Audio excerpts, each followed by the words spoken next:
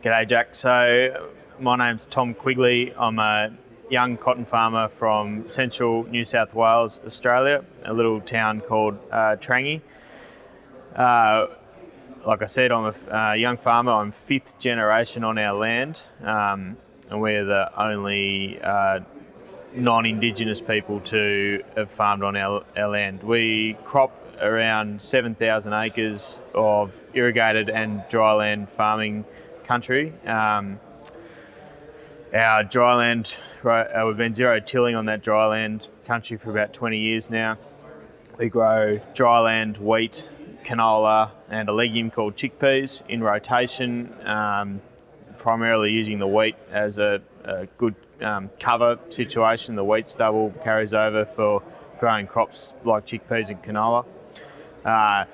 In our irrigated situation, we grow cotton. It's our most profitable irrigated crop in our area. It's very variable how much cotton we grow depending on the surface water allocations available to us. We don't have any well water, just what runs into government storages and gets allocated to us. I guess the background to me being here at a strip till conference in the US is that we have grown cotton. Dad's grown cotton for over 30 years. In Australia, it is a primarily full tillage system where a hill is listed up and then water is run down the furrows either side of the hill. With some government incentives for water returning to the environment, we've been helped fund some irrigation infrastructure upgrades, which for us was to upgrade some of our older furrow irrigation land and put lateral move irrigators on them. So similar to a centre pivot, but obviously travelling backwards and forwards rather than round and round. So sprinkler irrigation essentially. What we found was growing cotton the same way that we have in a furrow irrigated system under a sprinkler didn't work at all. We had a really hard time wetting up the soil where the seed was planted at the top of that hill. So we had a lot of runoff. We couldn't get the plant germinated. And once we did, we suffered a lot of sandblasting. So we tried, what we were thinking then was to try and take some of the principles we take out of our dryland farming situation, using wheat stubble as a cover, and take that into our irrigated situation. Because essentially we're working with the same thing. We're working with moisture falling from above. So in dryland, obviously rain. In sprinkler irrigation, it's the same thing. It's just a heavy thunderstorm. So we try and take the same principles. So that's brought us to strip tilling. We've set up our farming system now that we're planting wheat either side of on 13-inch spacings, which works out that that'll be either side of a 40-inch cotton row.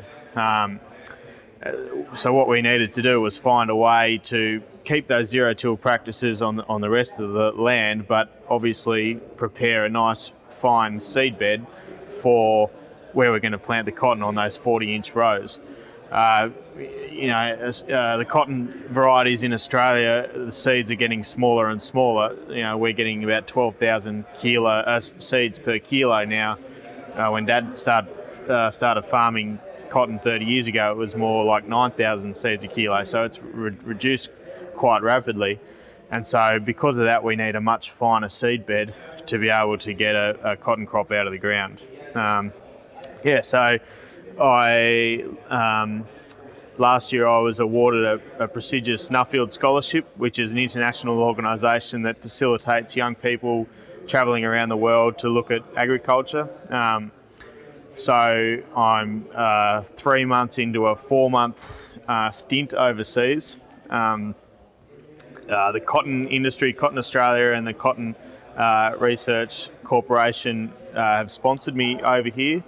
And so, I thought that the best way to get a return on that money for cotton growers in Australia was to, one of the things to do was to come here to the Strip Till conference and see how guys that have been doing it for a long time, see what their stories are, what they've learnt, what some of their errors or early mistakes were that maybe we can avoid. We purchased a strip till machine last year for our third cotton crop under sprinklers.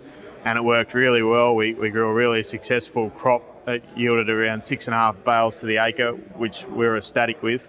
And yeah, we've had 1 year's experience with strip till, so we're very new to it. We're very green.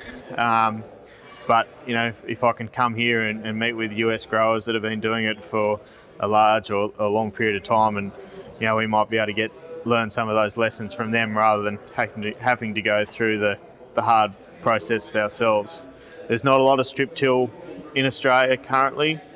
I think will get more popular. It is starting to pop up, especially in dryland cotton situations, but I think we've got real potential for it in the future in irrigation situations as well. So very, very little of it done in Australia, but I think if more of these if more cotton's grown under sprinkler irrigation, I think it will increase. So hopefully I can learn a few lessons here and take them home and keep going forward.